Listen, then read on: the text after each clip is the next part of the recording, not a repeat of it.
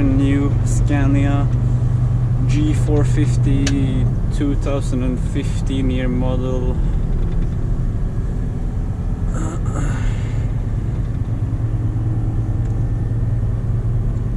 Oh, what is this? What are you doing? What the hell are you doing? Look at that idiot.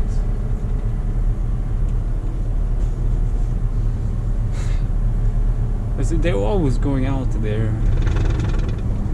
I don't know why it's so hard for them to just time, and it's way too fast. It says 60 kilometers an hour. It's like nobody's even driving 60 here because it's so curvy and dangerous, especially when going up here is 60, and then those people going out there, they don't have a clue. There's a car coming in 60. Like every time I go in 60 or almost there, always comes a car driving out in front of me. But so this way should be better now. Driving to you, bro.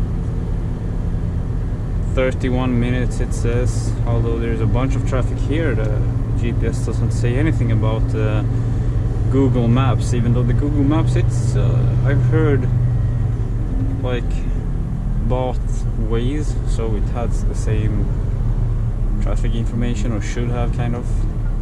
But of course Waze cannot always be trusted, because anyone can just place here's traffic when there's no traffic. Although I don't think it will. I think if it notices another Waze are going through fast, then it deletes that traffic warning. But as I've said before in many comments, never ever trust GPS, you guys, while trucking. Never do it. Just always check for signs and everything. Never fully trust the GPS. It's just a little small guide or whatever, just to guide you along the way. And if you've never driven a route before, I strongly suggest you looking at the route on the GPS and seeing what the GPS suggests, and also be ready that the GPS can actually change your route without asking you, which has happened to me a lot and made me go into stupid small ways, and I'm like, what the hell, this is not the way that the GPS suggested at first. So that's some really important tips and stuff. Just make sure that the GPS doesn't change your route without telling you. Google Maps tend to do that sometimes. So be aware, you guys. Be aware. Oh, look at this, man. The day passed yesterday. Oh, look at that. It's STFG. Nice truck. As where I went to school, it's located right up here in Kungens Kurva. Here on, not here on Lindvreten. And here's the Alby Sea, and there's the Flotsbro skiing hill, and I live right across the canal there. There's a green big bridge. Oh, they just renovated that. I haven't checked it out, I think, or have I? But so as I was gonna say, the day passed yesterday. I drove a Scania G450, and look how much I can lean back now. It's great. I couldn't do that before on that one, but that was a bit too much. Also, I like how you can sit like kind of in a car in these.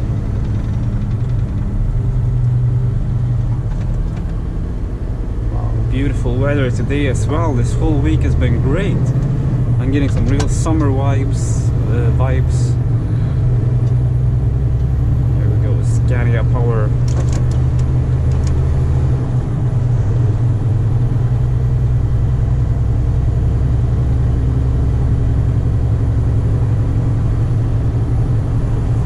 Really love this truck.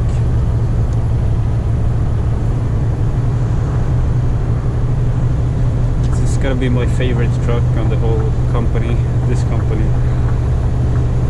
And it's special because it says Amsterdam on the sides.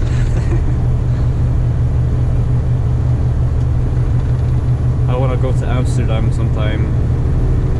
Never been there before. And it's pretty close to me, to Sweden.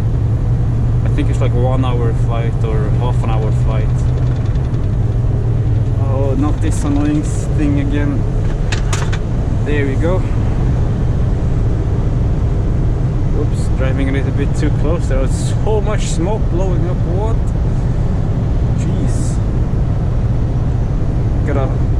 That was not good. I leaned over there. I didn't really see. I was going so close to the side. Oh, and now I kind of forget to echo drive. I'll be 70 kilometers an hour here, too fast. Guess we're gonna roll up really fast now. Oh, and that white car, I bet it's gonna come out in front of me. Or not.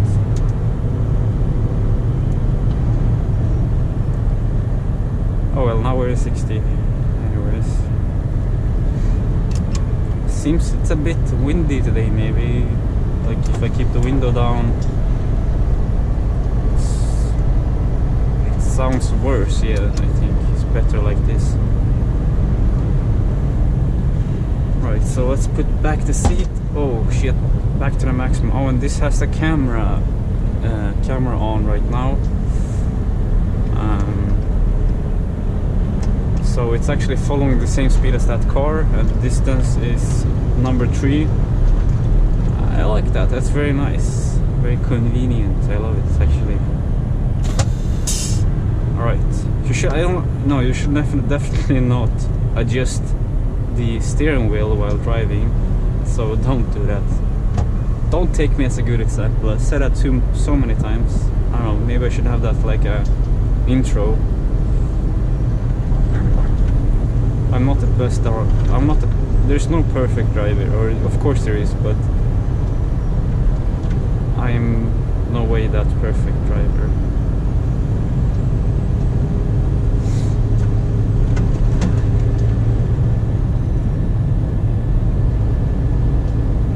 Oh, right, he's gonna turn here. Shit, should have seen that. Oh, fuck.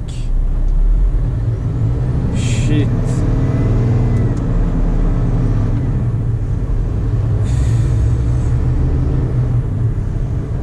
Oh my god. You know, there's no problem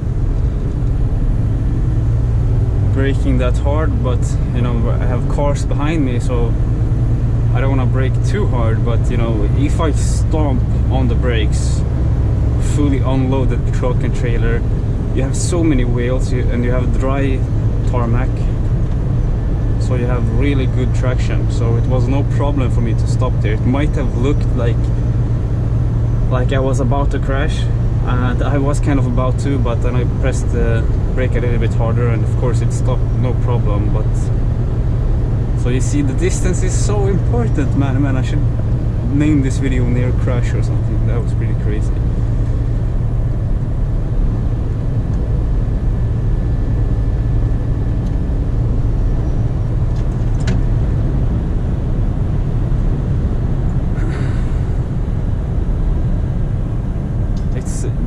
That's there you see an evidence that help brakes are dangerous to use.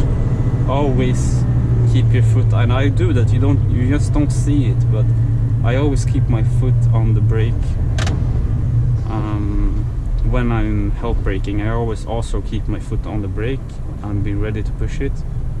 But as I'm driving different trucks every day, the trucks, they have different kind of sensitivity on the brakes. And there I noticed I was pushing it too lightly in the beginning. Like, I was a bit surprised. I remember like that it wasn't braking more than it should have, you know.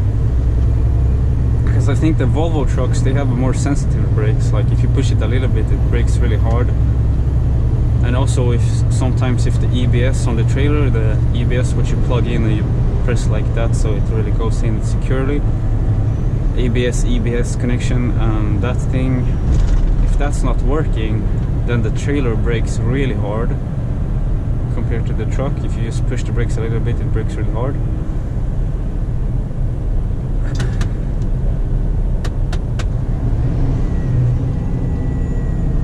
And I don't know what's going on with the retarder. You see, it's like not engaging. It's like engaging and then it's disengaging. So that was also kind of weird when I started using, I had my foot on the regular brake and I started using the retarder, as you saw maybe, but it like didn't engage, and then I was surprised that it didn't engage, and I was thinking about that, and then the car didn't drive. I was like sure it was gonna drive, and so then I went like, oh shit, now I gotta definitely push the brakes. So I pushed them extremely hard,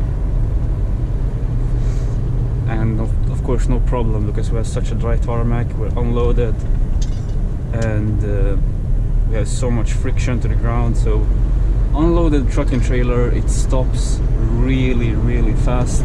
I've seen a couple of, why are you shifting up and down like that? I've seen a couple of videos. Man, this truck is so different from the other trucks and the Scania G450. So that's one downside of having different trucks every day. It's, you know, you gotta drive extra careful, and I don't always realize that. So that's one big downside. You're not used to the different trucks, you know, or you're used to the truck you drove yesterday, and then you jump into another truck which is totally different, and it's like, yeah, because yesterday I drove an old-gen Volvo, so that's way different than this one.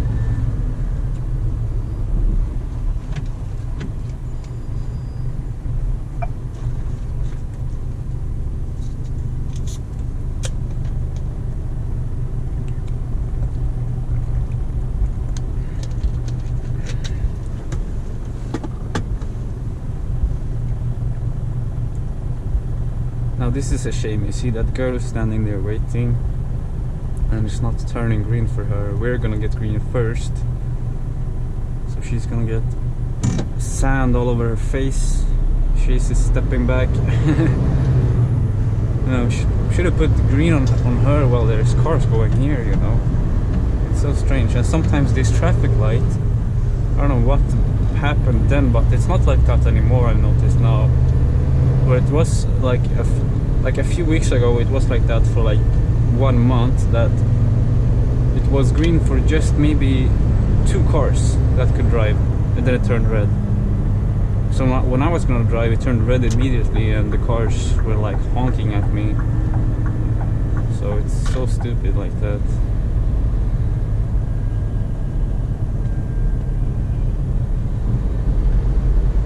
Carlsberg. They also have Mercedes trucks.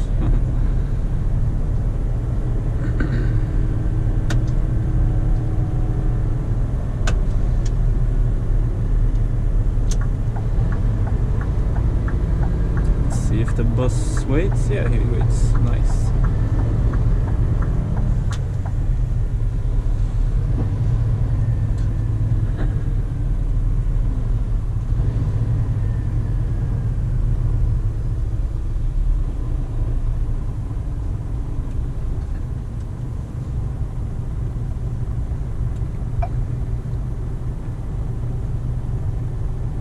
So now it's Easter. I guess I'll say Happy Easter to everybody who celebrates that.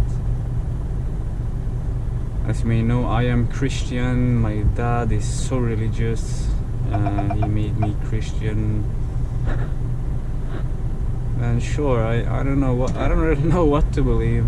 I know atheist. I'm not fully Christian, you know, going to church every Sunday. But I don't know, I like to pray sometimes, because that's what I've been taught to do. Pray like every once in a while and beg for forgiveness from the God.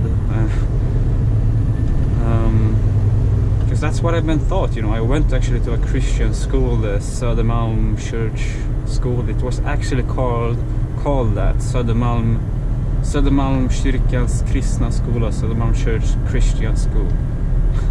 I went there for 7 grades, 7 years. So I've been taught, you know, that's what I've been taught. But now, seeing so much information on the internet, YouTube videos, and so much science And I'm surprised how little science and facts that is that Christianity should be real, you know, or there is a God and everything. There's like no science at all behind that. But you can always believe it's good, and it's good. For me, it feels good when I pray. I get something out of it, you know. I feel better afterwards, so at least that's good, you know. Also, I've been watching this guy on YouTube. It's called Infinite Waters, Diving Deep, a black or what do you say, brown colored guy.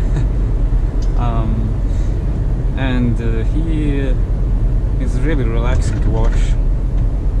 It's because he's vegan, so I found him through the watching vegan videos. But he's like believing in some sort of higher spiritual world or something, or he believes you can see auras of people, you can feel their energy, you can, like, crazy stuff. I definitely suggest you checking that guy out. It's called Infinite Waters, Diving Deep. Really relaxing to watch also.